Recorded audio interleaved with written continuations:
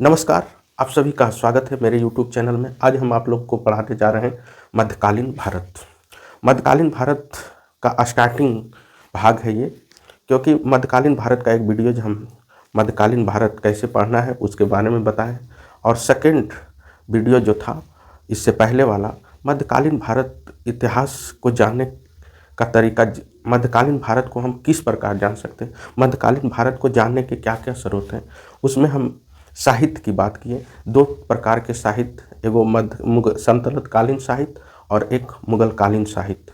संतलत काल के समय विद्वान के द्वारा जो लिखी गई पुस्तकें थी, ग्रंथ थी, उसके हिसाब से उसके द्वारा हम मध्यकालीन भारत के इतिहास को समझ सकते हैं, संतलत कालीन इतिहास को समझ सकते हैं, जिसमें परीक्षा के दृष्टिकोण से काफ़ी महत्वपूर्ण टॉपिक होती है। और प्रतियोगी परीक्षा में यहाँ से बहुत सारे सवाल पूछे ही जाते हैं, जिसमें मध्यकालीन भारत के इतिहास में बहुत सारी पुस्तकें हैं, लेकिन वो मुख्य पुस्तकें पे हम बात की है जिसका संबंध परीक्षा के सरोकार से है, जिसका संबंध परीक्षा से सीधे सीधे वहाँ से सवाल पूछे जाते हैं, उसके लेखक। जिसमें पहला सोर्स आपको दिए थे संतलत कालीन साहित्य के महत्वपूर्ण पुस्तक और उनके लेखक के बारे में, इससे पहले वाले वीडियो में। उसी कड़ी को आगे बढ़ाते हुए हम दूसरा संतलत कालीन के बाद मुगल कालीन साहित्य, उसमें महत्वपूर्ण साहित्य के बारे में बात करेंगे, महत्वपूर्ण पुस्तक के बारे में बात करेंगे, जिसका परीक्षा से संबंध है और परीक्षा में यहाँ से सवाल पूछे जाते हैं। तो आइए हम मुगल कालीन साहित्य को समझते हैं। मुगल कालीन साहित्य में पहला साहित्य है बाबरनामा। ये बाबर के द्वारा लिखी गई पुस्तक है। ये बाबर की आत्मकथा है। ये बाबर की आत्मकथा है और ये तुर्की भाषा में लिखी गई साहित्य है, तुर्की भाषा में लिखा गया पुस्तक है। कहने का बात है कि ये पुस्तक जो है बाबर का आत्मकथा था, लेकिन बाबर की जो मातृभाषा थी वो तुर्की ही थी, तुर्क थी। उसके बाद इस पुस्तक को अकबर के आदेश पर अब्दुल रहीम खान खाना ने इस पुस्तक को फारसी में अनुवाद कराया। सवाल परीक्षा में ये पूछा जा सकता है कि बाबरनामा या तुजुके बाबरी को फारसी भाषा में किसने अनुवाद किया? तो आप अब्दुल रहीम खान खाना के बारे में आप बता सकते हैं। इससे ये क्वेश्चन पूछा जाता है। उसके बाद कालांतर में जब इस पुस्तक को अंग्रेजी भाषा में अनुवाद कराया था, उसका नाम था बेवरिज।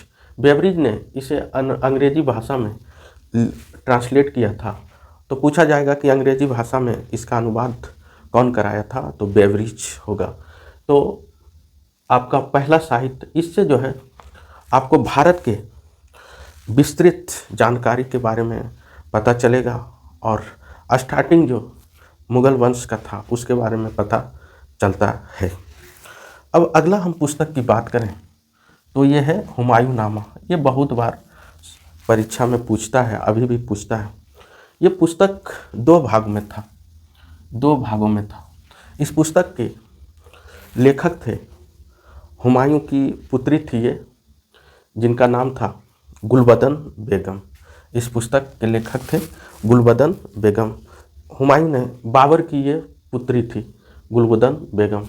तो बाबर की पुत्री थी गुलबदन बेगम, उसने ये पुस्तक को लिखा है। ये पुस्तक दो भाग में है। प्रथम भाग में फर्स्ट भाग और सेकेंड भाग। तो फर्स्ट भाग में बाबर के बारे में जानकारी मिलता है, और दूसरा हुमायूं के बारे में, हुमायूं के बारे में जानकारी मिलती है। तो इस पुस्तक को दो भागों में विभाजित किया गया है, जिसमें फर्स्ट भाग में बाबर के इतिहास के बारे में आपको पढ़ने को मिलेगा, और सेकेंड भाग में हुमायूं के इतिहास के समझने का मौका मिलेगा। समझ सकते हैं, हुमायूं का इतिहास समझ सकते हैं, जो हुमायूं नामा गुलबदन बेगम के द्वारा लिखी गई पुस्तक से आपको जानकारी मिलेगी। अगला जो पुस्तक है अकबरनामा, इस पुस्तक का लेखक था अबुल फजल। अबुल फजल जो था अकबर के 9 रत्नों में एक था अबुल फजल। ये पुस्तक का 3 भाग में विभाजित थे, जिसमें अंतिम जो भाग था ये आईने अकबरी था। आईने अकबरी, इस पुस्तक में आपको अकबर की तुलना भूमि से, वायु से, हवा से, अग्नि से, आकाश से किया गया था। तो ये पूछा जा सकता है कि किस पुस्तक में अकबर की तुलना भूमि, वायु, हवा, अग्नि, आकाश से किया गया है। तो ये आईने अकबरी में, जिसके लेखक अबुल फजल थे। ये पुस्तक 3 भाग में थे।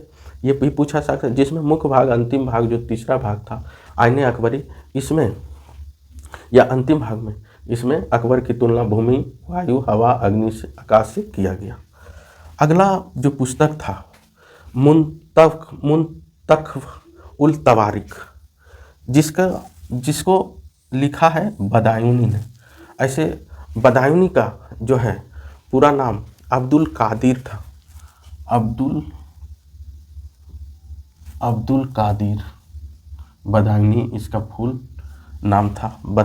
मुंतख उल तवारिक बदायूनी की ये पुस्तक थी। तो इसमें जो है, इस पुस्तक में मुख्य विशेषता है, इसमें अकबर की धार्मिक नीतियों के बारे में, धार्मिक नीति के बारे में आलोचना किया गया है। पूछा जा सकता है परीक्षा में, मुंतख उल तवारिक में अकबर की धार्मिक नीति का आलोचना किया गया है, क्योंकि अकबर के शासन काल में धर्म पर विशेष बल दिया गया था। चाहे हिंदू, मुस्लिम, बहुत प्रकार के यहाँ कर थे, जो आगे हम लोग बात करेंगे। इसके लेखक थे बदायूनी, जिसका पूरा नाम अब्दुल कादिर था, और इसमें अकबर के धार्मिक नीति का आलोचना किया गया। तो याद रखेंगे कि अकबर का धार्मिक नीति का आलोचना किस पुस्तक में किया गया, तो मुंतख उल तवारिक में। अगला जो पुस्तक की बात करते हैं ये तुजुके बाबरी, तुजुकी जहांगीरी। यह पुस्तक जो है जहांगीर का आत्मकथा था, जिसके बारे में जहांगीर के बारे में पता चलता है, और इसमें जहांगीर के शासनकाल के बारे में आपको बताया गया है। जहांगीर किस प्रकार शासन किए, उससे इस पुस्तक से आपको पता चलेगा। अगला है इकबाल नामा, जिसका लेखक था मुतमैद खान। इकबाल नामा के लेखक था मुतमैद खान। इससे भी आपको जहांगीर के बारे में, जहांगीर के इतिहास के बारे में जानकारी मिलता है, या जहांगीर के इतिहास नहीं, शासनकाल के बारे में जानकारी आपको मिलता है इकबाल नामा।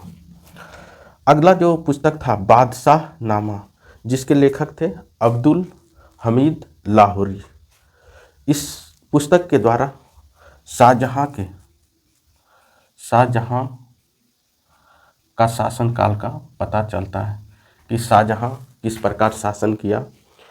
ये बादशाह नामा, जिसके लेखक अब्दुल हमीद लाहौरी था, शाहजहां शासनकाल के बारे में पता चलता। अगला है शाहजहां नामा, इसके लेखक थे इनायत खान। शाहजहां नामा के लेखक थे इनायत खान। इससे भी, इस पुस्तक से भी शाहजहां का शासनकाल का पता चलता है इस पुस्तक से। अगली जो पुस्तक है आलमगीर नामा, इसके लेखक मोहम्मद काजिम सिराजी थे। आलमगीर नामा के लेखक जो थे अब्दुल मोहम्मद काजिम सिराजी। इस पुस्तक के द्वारा औरंगजेब का शासन के बारे में पता चलता है। आलमगीर नामा, मोहम्मद काजिम सिराजी, औरंगजेब के शासन के बारे में आप इस पुस्तक से जान सकते हैं। अगली जो पुस्तक है मासिर ए आलमगीरी, जिसका लेखक था साकी मुस्तैद खान। ये महत्वपूर्ण मुगल काल की पुस्तक थी। कभी कभी प्रतियोगी परीक्षा में यहाँ से सवाल पूछता है कि मुगल राज का गजेटियर किस पुस्तक को कहा जाता है। मुगल राज का गजेटियर किस पुस्तक को कहा जाता है? तो मासीर-ए-आलमगीरी को कहा जाता है, जिसके लेखक मुस्तैद खान। बहुत बार परीक्षा में ये पूछा गया है कि मुगल राज का गजेटियर। तो साथियों, आप इसको बताएंगे मासीर-ए-आलमगीरी। अगला जो पुस्तक है मज्म-उल-बहरीन, मज्म-उल-बहरीन, जिसके लेखक थे दारा शिकोह। मज्म-उल-बहरीन जिसके लेखक थे दारा शिकोह। इस पुस्तक के द्वारा आपको मुगल काल का ये जो दारा शिकोह थे, मुगल काल का योग एवं शिक्षित और विद्वान व्यक्ति थे। इस पुस्तक के जो लेखक थे दारा शिकोह, ये मुगल काल के योग, शिक्षित एवं विद्वान व्यक्ति थे। दारा शिकोह मुगल काल के शिक्षित एवं विद्वान व्यक्ति थे। अगला जो था मुंतकब-उल-लवाब, जिसके लेखक थे खाफी खान। मुंतकब-उल-लवाब जिसके लेखक थे खाफी खान। इससे भी औरंगजेब काल का संबंधित है। और पादशाहनामा मोहम्मद वारिस पादशाहनामा, इसमें भी आपको शाहजहाँ के शासनकाल का पता चलता है। शाहजहाँ के शासनकाल का पता चलता है, शासनकाल के बारे में आपको पता चलता है। एक पुस्तक थी फुतवात-ए-आलमगीरी, ये पुस्तक लिख देते हैं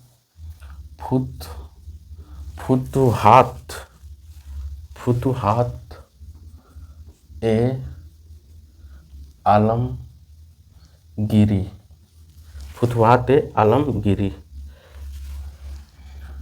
ये पुस्तक के लेखक थे आप ईश्वर दास